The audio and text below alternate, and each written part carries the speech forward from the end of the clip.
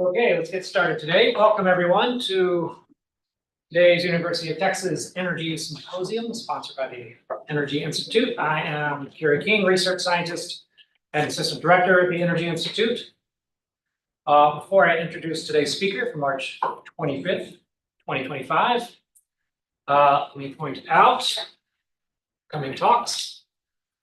Next week, we will have Sanjay Bishnoi, who is the CEO of Entropy Inc. Was a company working on carbon capture from natural gas. This will be part of UT Energy Week, a different physical location than here in this room, for those of you in the room. The week after that, 2 weeks from now, will be another talk on electricity, talk on interregional transmission operational coordination from Yonghong Chen at the National Renewable Energy Lab. Today, it's a pleasure to have Adam Birchfield, who's assistant professor of electrical and computer engineering at Texas A&M University, to talk about his work. A little background on Adam. He's assistant professor. Prior to this, he was a research engineer at the Electric Power Research Institute, or EPRI. He has a B.E.E. from Auburn University and MS in engineering from University of Illinois, and his Ph.D. from Texas A&M University in 2018. His research you will hear today is in power system modeling, large system transient dynamics, applications of synthetic power grid data sets that we'll hear about today, and resilience of power grids to high frequency events. I'll summarize a little bit of his abstract. The grid is undergoing a time of rapid transition, both from the load and the generation side. And one consequence is that associated with many new converter-connected components is that many phenomena of interest for determining the electric grid stability are occurring at faster timescales. So this in turn increases the need for higher fidelity grid models. That increases the computational burden needed for planning simulations. Compounding this is the increased variability and uncertainty associated with grid transition, and the greater number of scenarios being assessed, generators, these kinds of things. So we've got three research aspects to talk about: creating open source synthetic electric grid data sets and why that's important. How he uses this to understand frequency response detection. This is faster timescales of interest. And then understanding how to model the grid at different multi-mode models, different scales of models for answering different questions. So with that said, let's welcome today Adam Birchfield.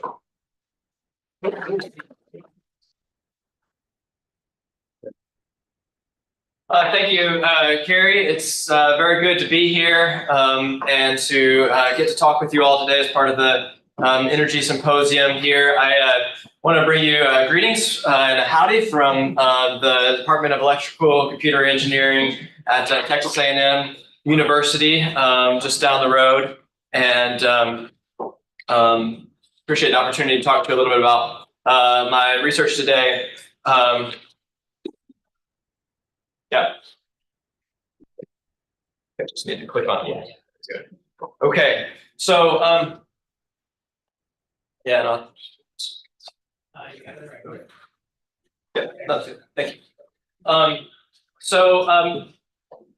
What I want to talk to you about today kind of starts with the very broad picture idea that we want to have an electric grid which is resilient and which is highly reliable and will perform well under a variety of different scenarios and circumstances. And just kind of starting with the idea that I have this kind of thing that I was thinking about to kind of get us started thinking about this idea that a resilient grid is a stable grid. I wouldn't turn it around the other way and say that a stable grid necessarily means that it's a resilient grid, but you could think of stability of the electric grid as being one aspect of electric grid resilience, and particularly focusing on the shorter time frame of the power grid. And so that's kind of the big picture of electric grid stability. And it's recognizing that the power grid, you can almost think of as coming down to kind of these two equations right here. You've got a coupled set of differential and algebraic equations representing the time varying phenomena of the electric grid over time. And stability is basically asking that question of whether the current operating point of the electric grid is one that it will tend to remain at in the relatively short term. That could be very small, fluctuations when you turn a light on or turn a light off. Is those little disturbances going to knock the grid out of its operating position? Or it could also be a good bit larger event. What happens if you have a large substation outage or generator outage or transmission line fault? Is that going to kick the system out of its current operating equilibrium point? And the idea of how short we consider short term is changing, as was alluded to as Carrie read through the abstract. A crucial aspect of making sure that the grid is resilient is making sure that it is stable. When we think about how do we assess grid stability, how do we decide is the grid stable, and not thinking about the grid in the present moment, but also thinking into the future as we're planning for the weeks, months, and years to come.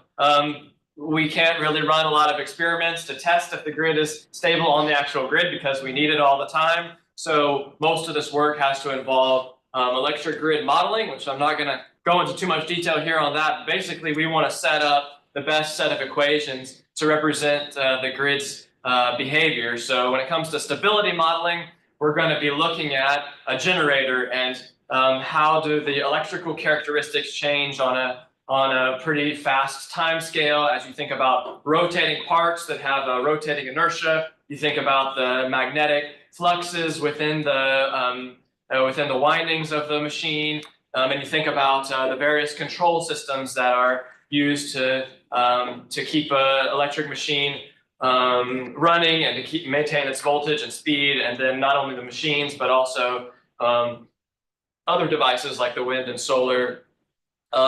So modeling is always going to be subject to some of these key ideas, like this quote that I really like, that all models are wrong. The second half of that quote, the second half is right, but some are useful. And so we have to think about, okay, all models are wrong, some are useful. It's never going to be an exact representation of what will really happen on the real grid. But we're thinking about, okay, when is its usefulness sufficient to overcome its wrongness for the purposes that we're interested in? The grid is also always changing. So you create a model of the grid, you have to say, well, what snapshot in the grid's constant state of change are we modeling?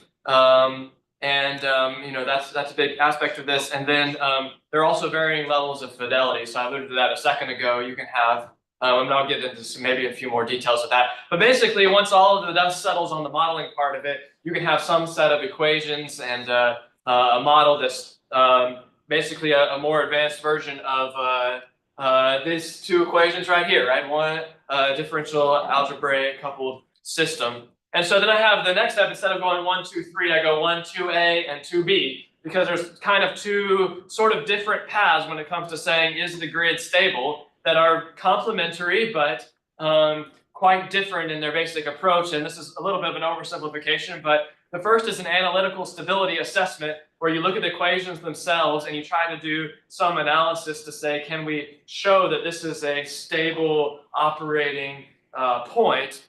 One example of this would be a linearization of the system dynamics, doing an eigenvalue analysis so you can see if you have stable modes that in your equations inherently. This can be good for small signal stability. I talked about last time what happens about all the noise that's always on the grid. Is that noise going to cause some oscillations that grow with some unstable mode? This is the analytical stability assessment. There's a whole lot more in this area. One of the things that you need to think about in terms of limitations for this is that a lot of times can miss things that are really important, that are inherent in the nonlinearities that particularly come into play with large disturbances, where if you kind of extrapolate the linear assumptions, you're probably not getting it right.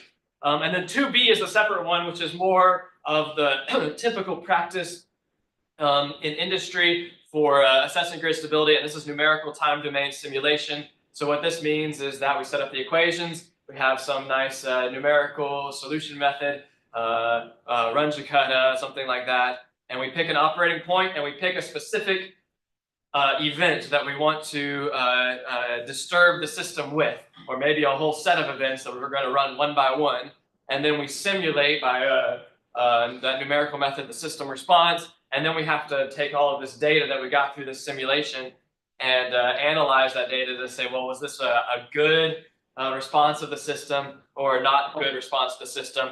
Obviously, there's a lot of engineering that goes into this. We're figuring out, are we running the right scenarios? Is this a representative thing to run? And then are we properly analyzing the results to see if we've got a really good response or not?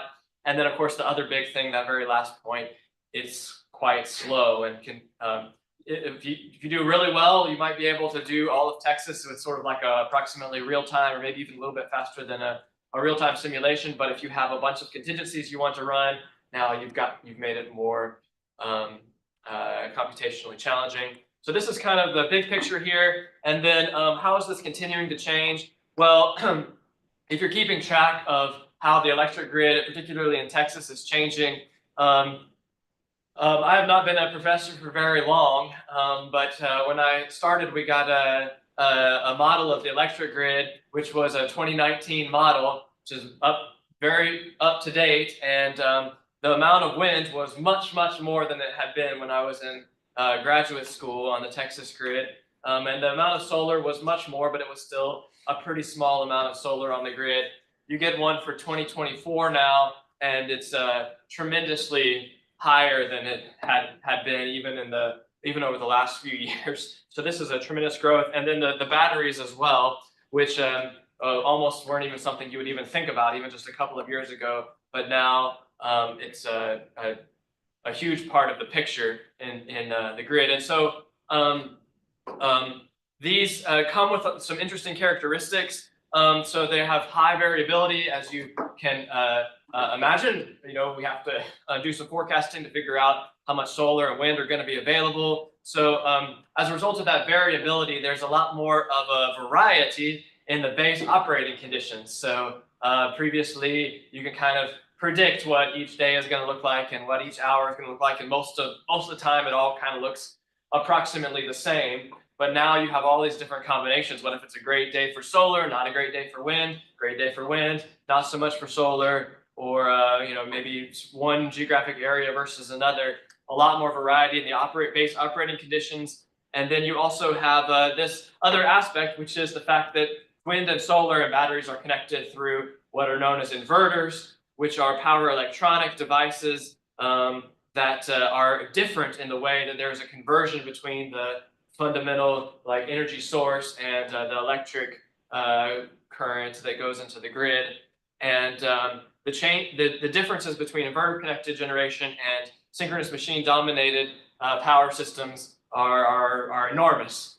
And just to summarize some core aspects of that, one, it's just much faster, right? So synchronous machines, that is like the big rotating generators that have sort of dominated the equations in the past. Those are slower, and they have this physical mechanism of inertia that guarantees some short-term power. By short-term power increases, I'm talking about fault current as well as sort of the inertial response to improved frequency. And they have sort of an inherent way in which they resynchronize with one another. Inverters have a lot more variability depending on how you set up the controls. The other aspect of this is that wind solar batteries is typically a lot of smaller devices that are acting together in aggregate, which is often not even really thought about. So you have phenomena of interest in really fast timescales, and as a result of that, you start looking back to those equations. I'll quit flipping back to the first slide, but if you think about those equations, what's changing about them is in the past you can make a ton of assumptions based on the fact that you have rotating synchronous machines. And in the past, you could also have a certain time scale, and there were a pretty manageable number of large devices. Now there's lots and lots of small ones. They're operating on really fast time scales, and basically the size of the model is getting quite significantly larger. And now it's definitely that the inverters are no longer a negligible aspect of the system stability characteristics. I suppose they haven't been negligible for a very long time, but now it's not even negligible to a first order. Okay. So what is this talk going to be about? I want to talk about some roadblocks. Maybe that's a bit of a dramatic word, to improved grid stability assessment. What are some things that we can do to make this better for the future? These are really three pretty separate directions. But the first one I want to talk about is the lack of available open data sets to researchers.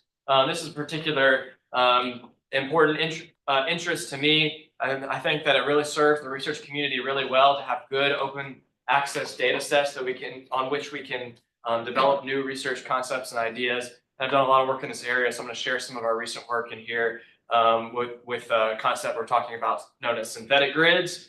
And then we'll talk about two other things. One, I want to talk about the fact that we want to be able to screen large collections of potential operating points and contingency events, and we're going to be able to do something faster than the highest detailed simulation model that we have. And so developing some better intelligent ways to screen those and maybe to figure out which scenarios we need to look at in more detail. So I'm going to talk about a frequency response prediction technique that would be able to kind of go through large amounts of scenarios and potentially highlight ones that may be of particular interest. And then the third thing, which I'll just introduce briefly, some new work we've been starting looking at, where we're trying to address these massive computational bottlenecks as the model size and complexity increases, with the idea of a multi-mode, multi-timescale modeling framework, where we no longer have to use one highly detailed fixed time step to run everything for dynamic time domain simulation. So that's kind of the roadmap for this talk. Okay, so starting with the first one, test cases for power system research. First of all, how many in here are electrical engineering in some form or another? Okay, only a couple. Okay, so I won't probably get much result if I ask you if you recognize this grid, but I'm sure Brian does. This is the WSCC 9-bus case. This is a 9-bus case that has been extremely common for academic research in studying power system dynamics. It roughly is supposed to represent the Western US. And if you squint, maybe you can say, oh yeah, it's kind of the Western. No, it's a 9-bus case, right? So part of it, I think some of it is, maybe the one at the bottom might be like Arizona, and then you've got California. I don't even know exactly how it's supposed to correspond to the West, but this is a very common one. It's a simple test case. There are larger ones than this, but there's this kind of suite of kind of the standard traditional public power system test cases that have been used for research in power systems for a very long time. I picked this one because this talk is about dynamics, and dynamics, this is the most common one for dynamics, but for power flow, you think about the IEEE 14-bus case, IEEE 118-bus case, and basically these are smaller test cases that have been used for power systems. These go back in some cases to the 1960s, where they were originally a simplified model of the grid back then. Very little wind and solar at that point in time, and I think it's clear that these cases do not really represent what the actual grid looks like at this time. They're small, they're simple, and they're pretty outdated. So if I go to this is the picture of the actual electric grid today. This is you can find this on the Energy Information Administration website, the US EIA. And it kind of shows you what the real grid looks like. You kind of compare this to this one. That's the kind of dramatic way to look at it. But even for the larger test cases, it's no comparison. And if you look at power system literature, you'll find a lot of new ideas, new algorithms that are tested on relatively smaller cases. And that can be good for preliminary sort of like testing concepts. But if we really want to be able to try new ideas that could apply at scale to real electric grids, I think that our community is very well served with new, larger scale, more realistic test cases. So that's kind of the motivation for building what we are calling synthetic power grids, is that we want to drive innovation by providing test cases that are large, complex, realistic, and fully public for a lot of different applications, not only in research, but also education. And I think there's some industry applications as well. here, so these are our synthetic grids. So if you look at this, this is our 70,000 bus test case that we've developed at A&M. And this is similar to the actual Eastern Interconnect. I should mention, you know, there are models of the real grid out there. You might say, okay, well, why don't we just get a model of the real grid and actually do our research on that? I kind of missed an important part of the argument here, right? The reason we can't do that is because we have designations which are known as critical energy infrastructure information. This is a government designation that basically says that the data associated with the electric grid is sensitive from a national security point of view, and we can't just have it publicly out there. And this is a legitimate restriction on this data. Nevertheless, if you get access to it through a non-disclosure agreement, you can't really publish on that, and it has a hindering effect on research. So anyway, that's why you can't do the real one. But if you know that, then you might look at this picture and you might say, well, how is he able to just publish out on this website a model of the Eastern Interconnect, which has all of these lines modeled in it? Well, the answer is that this is not a model of the actual Eastern Interconnect. It's a synthetic grid, and yeah, it has. So if you look at any one of these transmission lines, you zoom in here and say, okay, here's a little transmission line right here in Georgia. You zoom in. If you go to Google Earth, or you go to you know, that map I showed on the previous one, and you try to find that line, you're going to have a hard time finding it because all of these lines are fictitious. They're not the real grid in this location. Nevertheless, we have this realistic aspect where we have confidence that this grid is to an extent a realistic data set. So I want to talk just a little bit about how we build these, and then kind of focus on the design of the dynamics modeling part of that, since this is a dynamics focused talk. So I could talk about this slide for a very, very long time, but I just give you an overview of how do we build synthetic grids. Basically, the idea is that, this is their Texas one, by the way, 2000 bus Texas one. This may be the most well-known, most famous of our synthetic grids. It's used a lot in a lot of research efforts. And okay, sorry to talk about synthetic grids. So I'm going to talk about how do we build them. The basic idea is that we want to mimic the process that actually goes into designing the real electric grid to an extent. And so we start with public. So first of all, the generation is public data. There's public data about the generators. And if you look at these, you might say that this is pretty similar to, if you know anything about where energy is located in Texas, you know that, okay, we've got a lot of wind in West Texas, right? If you know where the nuclear plants are, they're in the same place. And there's also some wind down here on the southern Gulf Coast.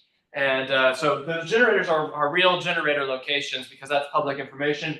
We also have some, we don't have public data about the load, but we have an approximation that we can get based on census data. We know that where there's more people, there's more electric demand. And so we build the load based on approximations from census data. And so we cluster these into substations, and we create all of these substations as kind of the dots that you see on here. Once we have those, then the most kind of technically complex aspect of building these synthetic grids is the transmission network building aspect. And there's basically the idea with this is that we're studying the real grid, which we have access to, and collecting statistical information about the real grid in several different areas. One, just the overall structure and geographic configuration, looking at some graph theoretic metrics. So we look at the degree distribution, we look at the clustering coefficient, we look at the average shortest path length, things like that. And then we also look at the actual engineering analysis, the power flow results. And kind of combining all of those analyses, we come up with this transmission planning algorithm where we place transmission lines and transformers through a heuristic method somewhat inspired by simulated annealing, where we do a random removal and intelligent addition repeatedly until our network starts to look like something like a real network would be, and we can match some topological and geographic metrics. And we also have the sensitivity method that we can use to try to ensure that the new lines that we're putting onto the network have a good impact on contingency performance of the network. So basically, this network, once it's done, is going to have very similar properties to the real grid from an engineering point of view, in terms of we simulate it and we open up lines and we check that it's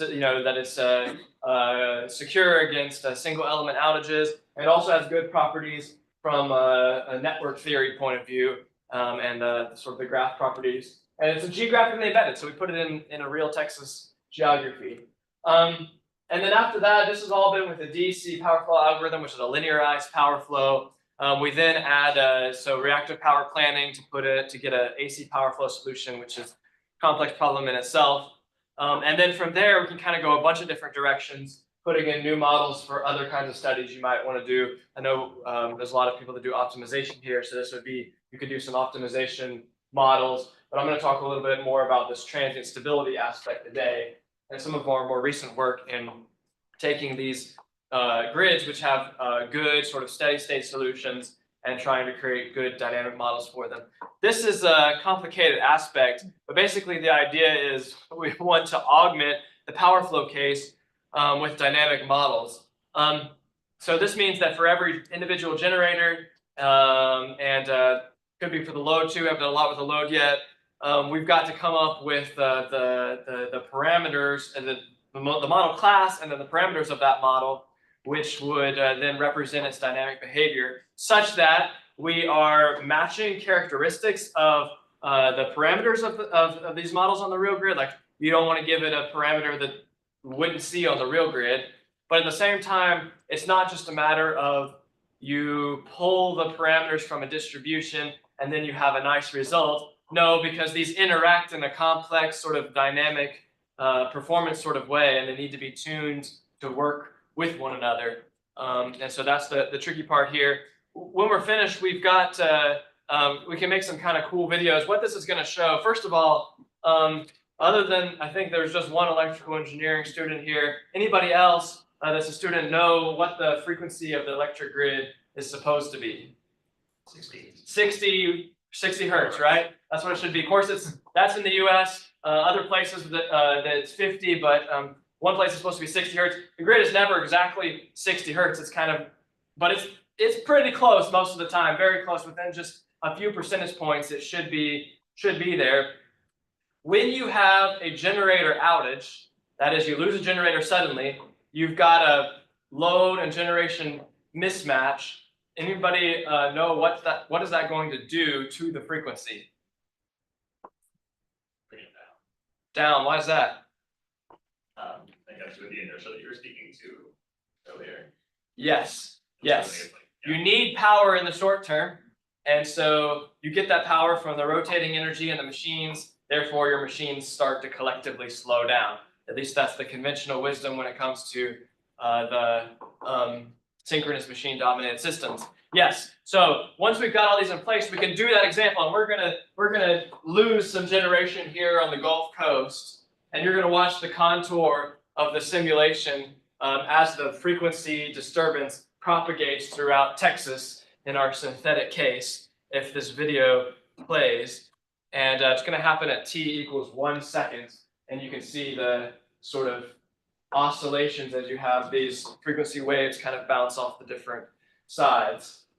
And you hope that if the control systems are set up right, it's going to be able to control the frequency and bring it back up to a nice stable value there in about 6 seconds. You see it's all kind of stabilized. Not quite to 60 hertz. It brings it up to what's known as kind of like the droop settling point, which would be a little bit below 60 hertz. And then you would have a secondary control sort of at a system level to redispatch the generation to bring it right back up to exactly 60 hertz. But this is very nice because it illustrates the inertial response as the frequency decays, and then the primary frequency control, which would bring the frequency back up and control it in the short term until the generation that was lost can be redispatched in some other form. Okay, so that's just one example there. So what are some things we can do to design these things? I'm just going to mention a couple of them. One of them that we've kind of developed recently is this idea of a system-wide governor model. And the idea here is that it's very difficult to see if you want to change one parameter, how that one parameter is going to affect the results of the system, unless you then change that parameter in integrate and run the whole dynamic simulation, and then you have to change it multiple times. It's quite difficult, and it's not a very good way to do sensitivity. So we have this system-wide governor model. What this is basically doing is we can approximate. So what we have here is it's kind of a simplified block diagram here. So this right here is the electrical demand of the system. Right, this is how much power we want. And then this right here is the mechanical power of the system. So this is how much power we're putting into the system from all of our generation. And if you take the difference between these, this is going to be the power mismatch between the demand and the generation. And then if you, so then this is going to, depending on H, which is the inertia of the system, you've got an acceleration that's going to then be induced on the system. So that's going to cause, if there's too much generation, it's going to cause the system, to increase, it's going to have positive acceleration. If there's too much load, it's going to cause negative acceleration. And then you've got this integration term where basically the frequency kind of comes out of the integration of this. And then you say, well, all of these are basically a representation of the control systems of the generators, which respond to those frequency deviations and attempt to restore the frequency back to where it ought to be. And so you take what the frequency you want it to be, subtract that out from what the frequency actually is, and you have these error terms, and you have these controllers. So you've got steam turbine controllers and gas controllers as well. The interesting thing about the gas controllers is that they have this immediate feedback that comes straight from the acceleration. And this is due to the fact that many of the gas turbines are actually more immediately controlling their electrical output rather than directly responding to the frequency, at least in the short term. And so you can kind of represent this with this kind of shortcut path right here. So the idea is that this can predict the effects of the governor settings for gas and steam turbines to achieve an expected response. So you can see this red and green are showing your simulated response, but then the blue dotted line shows how the simplified model can predict what the impact of changing that parameter would be. So the direct implications of this are for designing the synthetic dynamics models, but it has implications for overall system dynamic response design as well. The other thing to talk about is the voltage control tuning. So there's many different, so the exciter is a control system that's used, well, the exciter is a physical device that's associated with a voltage controller, which basically the idea of this is to control a synchronous machine to help keep the voltage at a predefined level. And the tuning of these is really important. However, voltage control tends to be more localized because reactive power doesn't travel very far. And so when we did some statistical analysis of the actual grids, that helped us to get some practical trends for how these controller parameters tend to be distributed in general. But then you can't just, as I said, you can't just pull from a distribution, put those into the model and hope that it performs well. You need to do some tuning. So we have to do some feedback tuning. And you can see kind of the performance response right there. This is saying how many generators are able to control their voltage appropriately over a certain amount of time. And by tuning them, we can put them in there as well. So for example, we found that there was one model where you have a PI controller controlling the voltage, and you basically have a ratio Kp to Ki equal to 1 for the vast majority of the models, and that's the kind of thing you want to be able to reproduce in a synthetic data set. So last slide on the synthetic grids. This is validation and performance. We have developed, if you know about our Texas 2000 bus model, we have the new and improved 2024 series of this case, which has updated and tuned dynamics, which are particularly suited for power system dynamic analysis. And this time we released kind of 6 cases in this for this model. The first one is identical to the 2016 summer piece. This is identical to the original case, except for so the power flow is the same, but the dynamic modeling has been updated. So you could just take this case right here and apply anything you've already been doing for the original 2000 bus case. And then we've got a low load condition for the original case. And then we've got 4 with 2024 generation and transmission. So we've updated to the latest levels of wind and solar and other generation on the grid. and increased the load, and we have added some new transmission. We've got a peak condition, and we've got a low condition, and we've also got a high renewable condition, which basically has a high penetration of renewables in the 2024 case. Basically, kind of if you want to test the edge of how much renewables that we practically would have in the grid these days. And then we also have a kind of number 6 is kind of experimental, where we put in some grid forming inverter models, kind of imagining what sort of a different control scheme on the grid could be. And then part of this, so you can see the frequency response here and how it is changed pretty dramatically. If you look at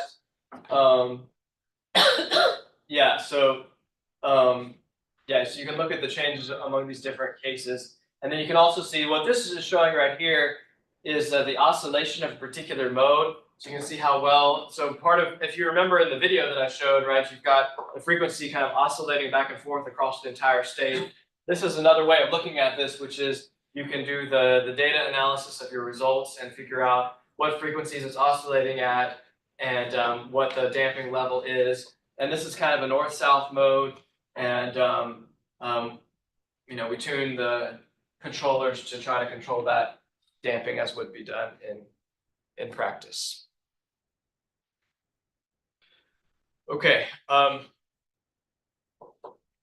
so conclusion from the first part is we have these synthetic grids, electric grids website. Encourage you to use that for your research if it's relevant. And I really think that these open synthetic data sets are of tremendous value for kind of pushing knowledge forward in power system research and related fields. Yeah. Just a question. I mean, I've used your your grids for 4 or 5 of our students, and you've done great amount of work. I'm just curious because obviously it took time between updates, and I know this is like huge, but like, it must be difficult if you wanted to try to make like is it like just so much work to do a yearly update? I mean, how much? I do not. So this is 8 years. I do not intend for it to be 8 years again before we have a new version. And yeah, in fact, that's not a criticism. They're having It's huge, but I assume this is just a bunch of person hours. I mean, is that the issue, or like is there a way to like sort of semi-automate it? I mean, yes, and I think that's more the direction that that we're going. Yeah, we'd love to have continued updates, especially as the grid is changing so fast. And so, yeah, stay tuned. Maybe okay. I'll leave it there. Thank you. Yeah, that's good. Okay. I realize that this is actually not the last synthetic grid slide because I have 2 aside slides, which I think will be very interesting, not related to dynamics, but I think will be very interesting. We have a combined transmission and distribution synthetic grid, which we had. So shout out to our colleagues at NREL, National Renewable Energy Lab, as well as Community University in Spain, working together with them. We took another Texas synthetic transmission grid and created this synthetic distribution network, which goes behind it. So in power systems, you divide transmission from distribution. Traditionally, historically, you pretty much study those 2 totally independent. So distribution considers the transmission as just a source. The transmission considers the distribution as just a load. Everybody's happy we do it all separately. That's changing dramatically because of all of the new things that are happening on the distribution level. Distributed generation, electric vehicles, smart metering, and other sort of advanced devices, demand response, and so forth. There's an increased need to look at the transmission and distribution together. And so we built this data set. If you think that you have something scalable, but you have no way to test its scalability, worry no longer, because we have a 10 million node circuit on which to test and challenge even the most robust algorithms. You don't have to use all of it at once, of course. These are in different feeders, and you can run the transmission network, which is like 7,000 nodes, and put in a few feeders at a time. or you can try a larger amount. But basically, this gives us detailed data. If you zoom in, this is Houston here. We got Austin as well, and you can even see it goes down the streets and down even to the customer level. So great opportunity for certain types of projects in this area. Okay, enough on but combined T&D, and the other one would be combined electric and gas grids. This is some work we've done where we created a synthetic natural gas pipeline network. Had a graduate student who was working on this, and the nice thing about the synthetic grids being geographically embedded is that it's pretty easy to then try to correspond those with other infrastructure in the area. This was inspired by our Winter Storm Uri and the recognition that during that time, the interdependencies between the electric grid and the natural gas pipeline network, that they could be modeled and analyzed together a lot more effectively. And so we started working in that area. So this is out there on our website as well. All of these you can get. Okay, so I think that's really the last one on synthetic grids. Okay, I just want to mention two other topics with the time that I have remaining. Okay, going back to assessing grid stability. Historical practice is, okay, remember I said the grid is always changing. So when you say stability, you're saying stability at a particular operating point, at a particular time.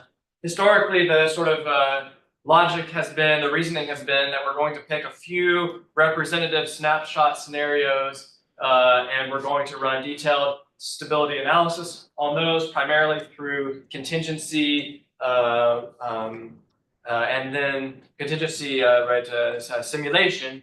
And then basically this would be considered indicative that other scenarios are quite similar and would be stable as well. If you can handle the most intense, highest demand time in the grid, you can handle the other ones as well. And again, with growing wind, solar, and batteries, the variety in the operating conditions makes these new scenario screening capability more important. It basically challenges those traditional ideas. The basic idea now is that maybe we could do some kind of analytical screening, which would be faster than running the full simulation. We could check out more scenarios and have some idea of which scenarios may be interesting for further study.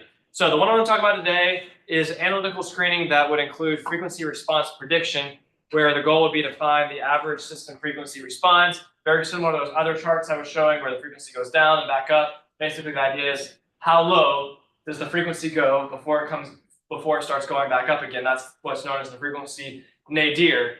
So if we could find the frequency nadir time and value following a disturbance without having to do the detailed dynamic simulation, that would be of high value. So how can we potentially do this?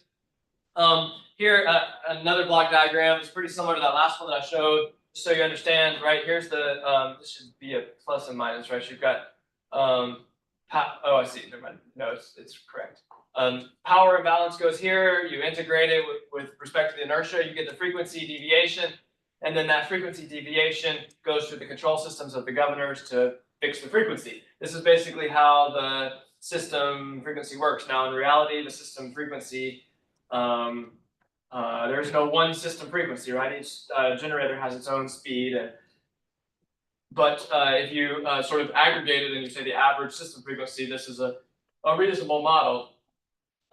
So basically the idea for frequency response prediction is that we break this closed loop control analysis right here where I drew this dotted line, and we assume that the frequency response is going to be a quadratic function of time. And with that quadratic function of time, you then need to solve for the quadratic parameters, but then you have an open loop analysis. And once you go through this, you can create this characteristic of the system in which you have these z functions, which are the unit step response of each of the frequency controllers. So each of these individually, you can pre-calculate the unit step response of that frequency controller, and then once you've done that pre-calculation, then it becomes a very computationally efficient methodology to find where the so let me back up. The frequency nadir is going to occur where the total makeup power from the generators is equal to the demand, the PD, the power demand, right? Because what happens is you've got an imbalance,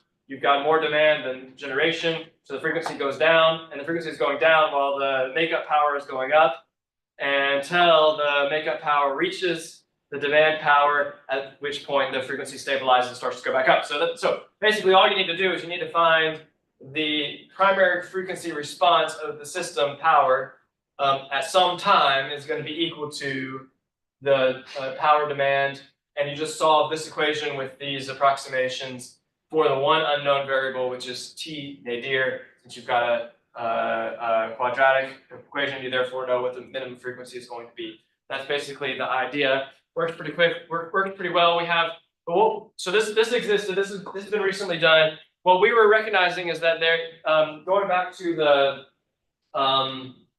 linearization.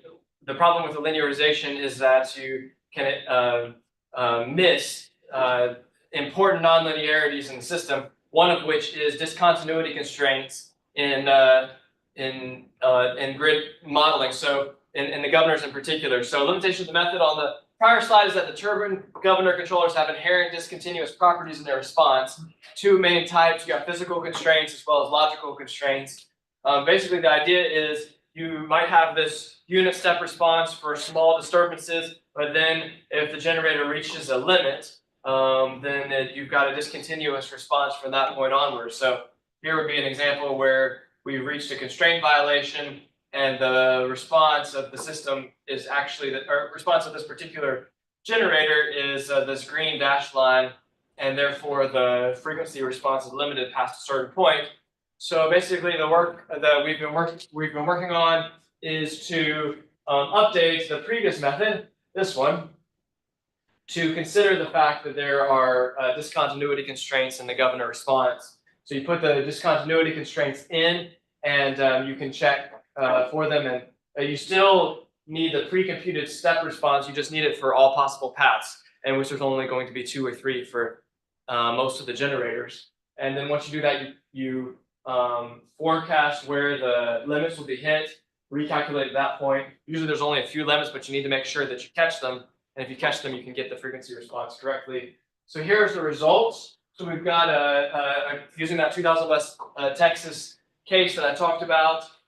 We've got 4 scenarios here.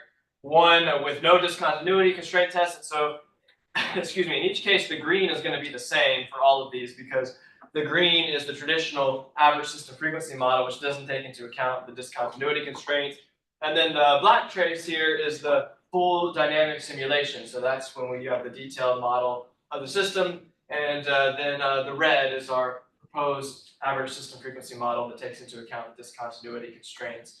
And so you can see from these examples, this 2000 bus case, that we can get the frequency nadir very accurately, 2% relative error. This is showing one example contingency, but we can run it really fast for something like 300 contingency scenarios. And if you average out how long it takes to find the answer to the frequency nadir prediction, it's tremendously sped up compared to the full dynamic simulation. Not saying this would in any sense replace full dynamic simulation for understanding frequency response, but if you have many scenarios, thousands, tens of thousands of scenarios, being able to just run through all of them with screening methodology to identify ones that may be of concern, and then you can use a more detailed analysis for those is basically the idea. Okay, so that's the second one. The third one I want to talk about is computational challenges in detailed simulation. Again, this is just speaking of a little bit of our initial work here. Okay, so I kind of glossed over this point before, but there's really 2 categories of power system dynamic simulation, which are, and the distinction that is come from very different areas, very different types of analysis that we've wanted to do. One of them is called transient stability or phasor domain dynamics. So this is what has been the standard modeling method for system-wide stability studies. And it basically considers positive sequence voltages as complex numbers represented by phasors at the fundamental frequency. That doesn't mean anything to you. Basically means that in the power grid we have 3 phases, but we're only considering one equivalent phase because we're considering that they're all nice and balanced. We also aren't considering anything outside of just your basic 60 hertz wave. So we're not considering higher frequency components and things like that. It's typical for a time step that's something like 4 to 8 milliseconds. And industry tools for this typically use explicit numerical integration. So transient stability is what we've normally used to evaluate the stability of the whole system. We run the whole system together, few millisecond time step, and that's most of what I've been talking about so far is primarily on transient stability. The thing that's difficult about this is that it may miss some important dynamics that are at higher frequency associated with inverters and other faster phenomena. And so it's beginning to be a bit of a question mark of whether this is really the right analysis for all kinds of stability assessment on large grids. There's this other type of simulation capability known as electromagnetic transient type simulation, EMT. And originally this simulation was not really oriented for any kind of systems analysis. It was focused on localized transient studies, for example, lightning, insulation coordination, switching surges. It's a very old methodology. It's not necessarily a newer methodology, but its original intention is primarily for, like I said, localized studies, and that's because these phenomena tended to not travel very far in the past. This uses a full three-phase modeling. It uses instantaneous voltage and current, so it can capture kind of any arbitrary signal that gets put onto the grid. Typical time step could be any kind of range from a microsecond up to half a millisecond, could even be faster or slower than those, but those would be kind of typical ranges. And so industry tools usually use a trapezoidal numerical method with companion circuit model. This is a high fidelity. This is if you want to really zoom in and study the grid in a lot of detail. This is what you do, but it's extremely computationally intense. So these came from very different areas, and there's a kind of a new research area that's quite interesting in looking at the idea of can we kind of have the best of both worlds in this simulation. And I'd like to give more details, but I only have so much time, and I also still kind of early in this analysis. But I want to show you kind of the beginning of some of our work here. Basically, if you take the observation that longer transmission lines provide a natural place to create network partitions, this allows us to think about that the modeling mode and time step may be different in different partitions. And this has to do with the fact that this is something that's been known from electromagnetic transient modeling for a while. It takes so much time for a signal to propagate from one end of the transmission line to the other. And these propagation delays require some approximation anyway. If your propagation delay is not an integer multiple of your time step. And so there's kind of this natural place at which if all of your time steps are less than the interface, then there could be a capability to divide at that point. We've done some initial modeling of that. Here's a 10 bus case, working on getting a larger case working here. But the idea would be that you might model this left-hand side with a lower fidelity model and the right-hand side with a higher fidelity model. And you can see that we can have a lot of different variations in here. You've got phasor dynamics, EMT type, hybrid, and we see this speed analysis for this one example shows some quite nice matches. So just kind of some food for thought on this third idea. And I'm trying to think if there's anything else I want to say about that. I think that's kind of the main idea. Okay, so wrapping it all up, some summary thoughts. So again, I think a resilient grid is a stable grid, or an unstable grid is a non-resilient grid. And power system dynamic assessment simulation are the core of a lot of challenges associated with the grid moving forward in the short term. This is, by the way, a picture of our Smart Grid Center lab at A&M, and we have this mock control center, although, yeah. And then, so the kind of 3 points here, our synthetic data sets are available for your research.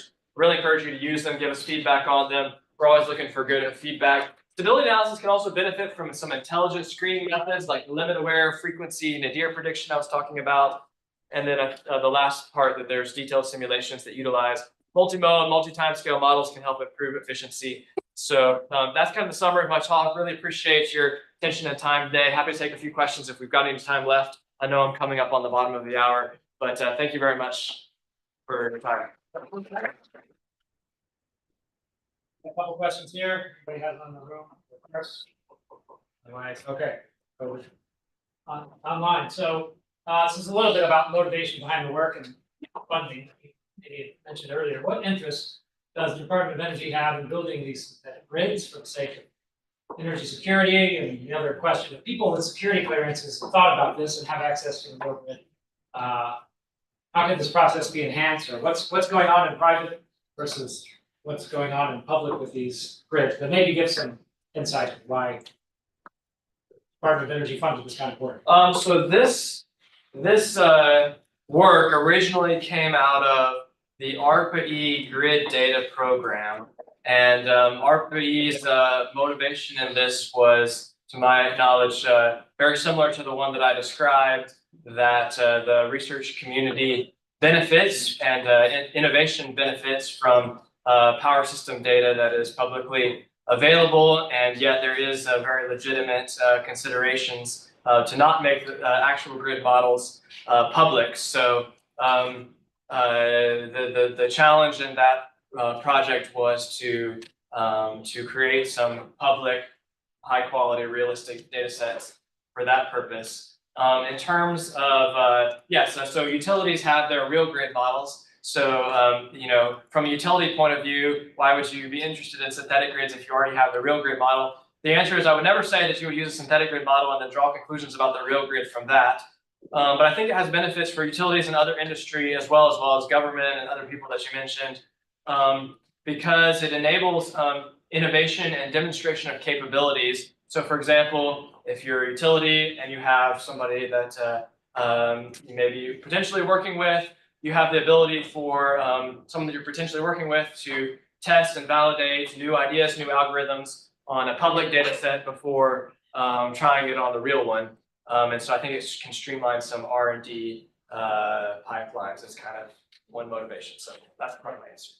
I guess utilities are known for pushing the boundaries of algorithms and testing methods. So that's the academic space. So hopefully we can help. I don't know. Maybe I don't know. There's some innovative utilities out there for sure. Yeah. The other one is sort of related to the question I was going to ask. You can interpret these words a little bit as needed for the audience. So given you talk about converter connected resources or inverters and these kind of things as part of the new grid enhancement. So given that some of these things are now occurring on the load side, yes, especially question here through sub-metered or behind the meter devices, like call these AI data centers or something like this, and they have inverters or running computers. So how are these modeled and represented in these simulations, or how might you think about modeling these in the simulations, or what kind of insights can the kind of models you're talking about here help us understand, increase load centers, and if they're taking power behind the meter that's not going on the grid now, how does that affect frequency? Well, in power system stability analysis, load modeling has been a very, very hard problem for a very long time, and it's only getting even harder. And that's because the load is an aggregation of everything that uses electricity. And so you have these aggregate models. You can't model everything in total detail. One answer is to maybe try to do transmission and distribution modeling, but even then, you model the detail, you get 10 million nodes, and you still got to approximate what each of those individual loads are and what their dynamic behavior are. Having said that, there are a lot of inverter connections on the load side now, and I do think that putting those into sort of electronic-based loads into the stability modeling could be very useful for the future. I think for the synthetic grids, we try to sort of follow what is going on in the modeling of the real grid, and so kind of looking at the way that those are happening, but also thinking about ways we could maybe even improve for the future. So, right. How, expanding on this question, a lot of some of the ancillary services or amount of reserves we have to have online are due to the largest cost going out, or cost. Kind of thought of as one of the nuclear power plants. If I was an AI data center and I wanted to have low carbon power in my data center, and I now bought the power from one of these nuclear generators, how would you simulate that in your synthetic grid? Would you just take away a generator and say it's now going to this data center and it's just not part of the grid anymore, or would you have to do something more complicated? So we're talking about. It's behind the meter at an existing generator. Oh, so I don't know if you're talking about this, but one thing that may or may not be what you're just talking about is that as you have larger loads connecting to the grid, for example, data centers, you now have significant potential contingency events associated with load, whereas in prior generations, we've primarily been concerned with generation and transmission related contingencies. And so the thought of a large load maybe going offline all at once or having some other kind of contingency event is kind of changing how planning needs to be done. In terms of that load being associated with a particular generator's output, there's the market side and the physical side. In terms of the physical side, you'll be looking at what is the load and the generator physically doing to try to model. Market side, I couldn't comment too much except that it's going to be constrained by what's physically possible. Right. All right. Anything? Yeah. Most of all, thanks for your contribution. I think the database could be a great gift for the power system engineering. Also, I have a question. The both database is made by the pager domain simulator. So do you have any plan to using the EMT model like EMTP or Pascal? Excellent point. Yes. You can probably kind of read between the lines here and say, yes, that would be a great direction to go, would be new test cases with the higher fidelity modeling. You're talking about like an EMT type of model? Yeah, so that's definitely a direction that we're working on going. There's challenges in particular with data formatting for that, as well as modeling. There's very few to non-existent large scale like a real interconnect size EMT model that are relatively easy to get access to, and therefore there's a lot more roadblocks to get that to occur as opposed to phasor domain stability, but that's definitely some work that's going on in that direction. All right. Let's thank Anna Birchfield, Professor of Electrical Engineering. Thank you, Anna.